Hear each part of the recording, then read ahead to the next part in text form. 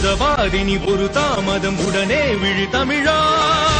இதை உறக்கச் சொல்வோம் உலகுக்கு, இதை உறக்கச் சொல்வோம் உலகுக்கு.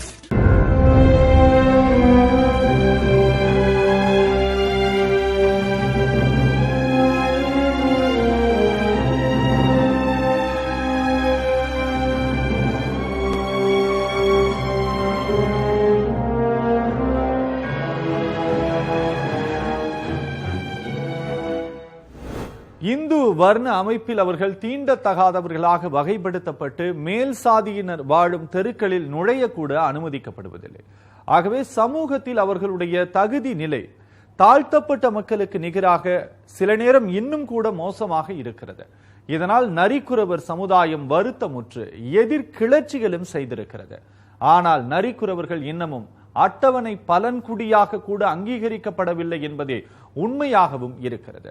கட்டாயமாக குறிப்பிட்ட கட்சிக்குத்தான் வாக்களிக்க வேண்டும் என்றும் சிலர் அவர்களை மிரட்டிவிட்டே போகின்றனர். தமிழகத்தில் உள்ள அனைத்து கட்சிகளிடம் நாங்கள் எதிர்பார்ப்பது எங்களுடைய அரசியல் அந்தஸ்து.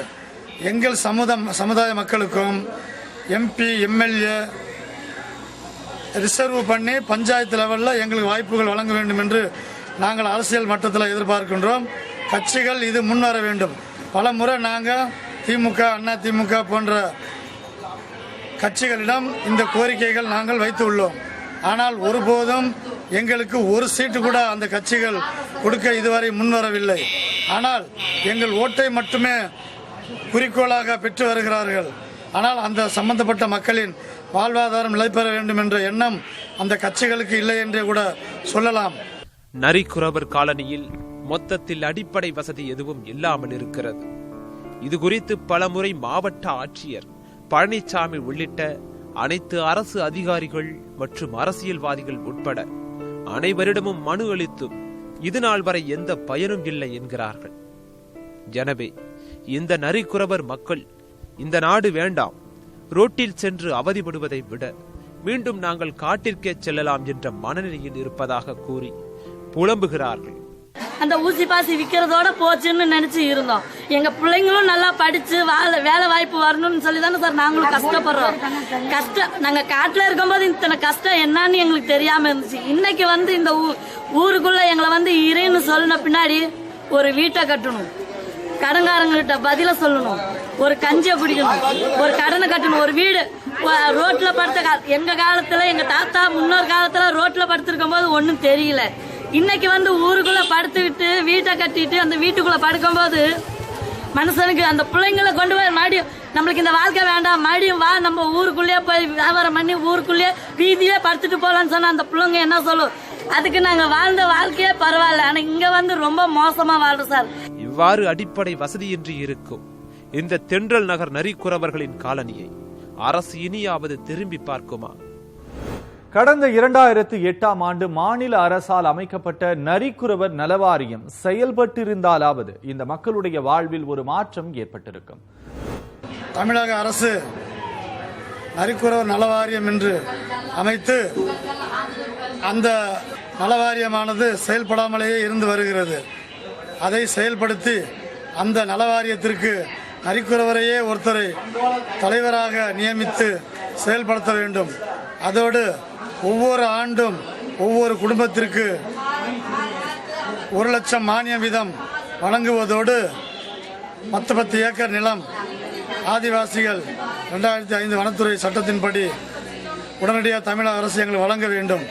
அப்படி நிலம் ஏதும் வழங்க தவறும் பட்சத்தில் அதற்கு இழப்பீடாக அந்த 10 ஏக்கருடைய நிலத்திற்கு என்ன பெருமானம் பெறுமோ அந்த தொகையினை அவர்களுக்கு வங்கி மூலமாக டெபாசிட் செய்து ஒவ்வொரு குடும்பத்தினுடைய வாழ்வாதாரத்தையும் நிலைநிறுத்த வேண்டும்.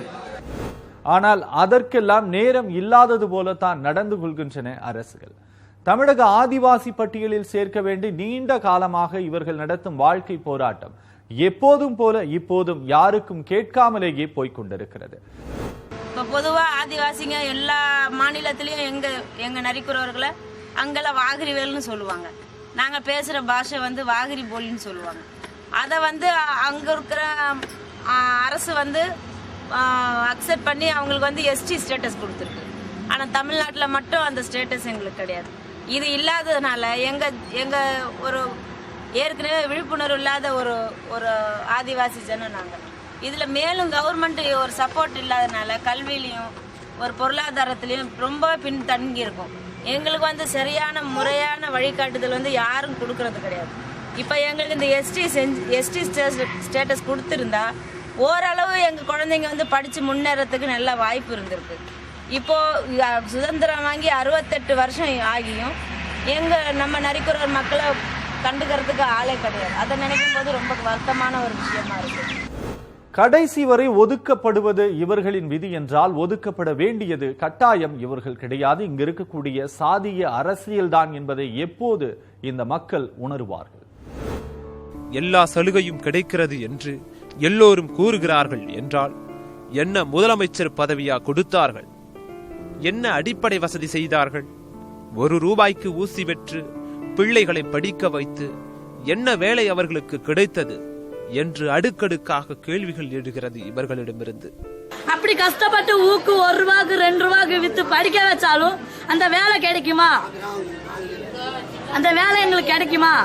இப்ப எங்க ஊர்ல எல்லாரும் தான் படிச்சிருக்காங்க. எந்த பட்டதாரிக்கு வேலை கொடுத்திருக்காங்க சார்? நமது அரசமைப்பின் முட்டாள்தனத்திற்கு ஒரு மகத்தான சான்று அரசின் சாதி பட்டியலில் குறவர்களுக்கான இடம். இந்திய சமூகத்தில் அனைத்து சாதிகளும் போராடி முன்னேற முடியும் என்று எழுந்து வந்து விட்டாலும் நரிக்குறவர் சமூகம் எந்தவித போராட்டத்தையும் நடத்தாமல் இருக்கிற வாழ்க்கையில் திருப்தி அடைந்து விடுகிறார்கள் போல. ஆங்காங்கே ஒரு சிலர் போராட ஆரம்பித்திருப்பது வரவேற்கத்தக்கதுதான். ஆனால் போராட்டம் தொய்வடையாமல் இருந்தால் மட்டும்தான் இவர்களுக்கான எதிர்பார்ப்பு நிறைவேறும் சாத்தியம் இருக்கிறது.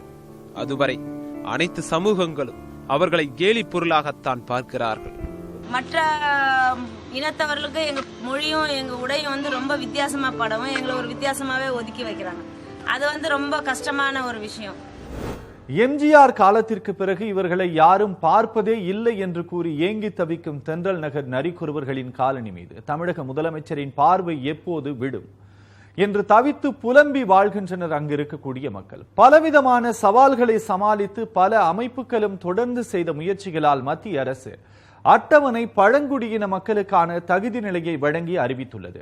ஆனால் அந்த அட்டவணை தகுதி நிலையால் விளையக்கூடிய நன்மைகள் என்ன என்பது பற்றி கூட இந்த மக்களுக்கு தெரியவில்லை என்பதே பரிதாபத்திற்குரிய ஒரு விஷயமாகும். 1942 காமராஜ் எங்களுக்கு காலனி கட்டி கொடுத்தார். அங்கிருந்து எங்கள் அப்பா அடித்து திரிச்சு எங்களை படிக்க வச்சு நல்லது படிக்க வச்சு. ஆனால் ஓல்டு ஏஜ் செலுத்த படித்தாங்க. எங்களுக்கு என்னுடைய சர்டிஃபிகேட்டில் பிசின்னு இருந்தது, ஸ்காலர்ஷிப்பெல்லாம் வாங்கினேன். ஆனால் எஸ்டி இருந்தால் தான் தருவாங்க. நான் ஃபயர் சர்வீஸு வேலைக்கு செஞ்சேன், ஜெயில் வார்டரு, பாலிடெக்னிக்கு, அதை அத்தனையும் வச்சு என்னை செலெக்ஷன் ஆகி என்னை வேலை கொடுக்கல. வேலை கொடுக்க என்னன்னு சார் இருக்காருங்கன்னா என்னை எம்பிசின்னு சொல்லி என்னை வேலை கொடுக்கல. படையாச்சி கவுண்டர் வெள்ளாளன்னு சொல்லி என்னை வேலை கொடுக்கல. நான் நரிக்குறவன். நான் எச்சில பொறுக்கி தின்னுக்கணும். எங்களை படிக்க வச்சு பெரிய ஆளாக்கினாங்க. எங்கள் அப்பா அடித்து பெரிய ஆளாக்குனாங்க. ஆனால் எங்களுக்கு வேலை கொடுக்கல. எஸ்டி இருந்து தான் வேலை தரேன்னு சொல்லிட்டு இருக்கிறாங்க. ஆனால் இருந்தாலும் நானும் படிச்சிருந்துட்டு எத்தனையோ அதிகாரி பார்த்தேன், எத்தனை போலீஸ் பார்த்தேன், எத்தனை இன்ஸ்பெக்டர் பார்த்தேன். ஆனால் எனக்கு வேலை கிடைக்கல. தரேன்னு சொல்கிறாங்க, ஏமாற்றிட்டு போகிறேன். காரணம் ஒன்றும் பண்ண முடியல. நான் ஊசி பாசி விற்றுட்டு இப்போ காலத்தோட்டுறேன். என் 5 பிள்ளைங்க, ஒரு பொட்டை பிள்ளை, 4 பசங்க, அவங்களெல்லாம் படிக்க வச்சு எம்ஏ பிஏ பிகாம் எல்லாம் படிக்க வச்சேன். டிகிரி பட்டம் படிக்க வச்சும் அவங்களுக்கு வேலை இல்லைன்னு சொல்கிறாங்களே. ஆனால் எஸ்டின்னு தான் வேலை தரேன்னு சொல்கிறாங்களே. இதில் என்ன சார் அர்த்தம்? இதில்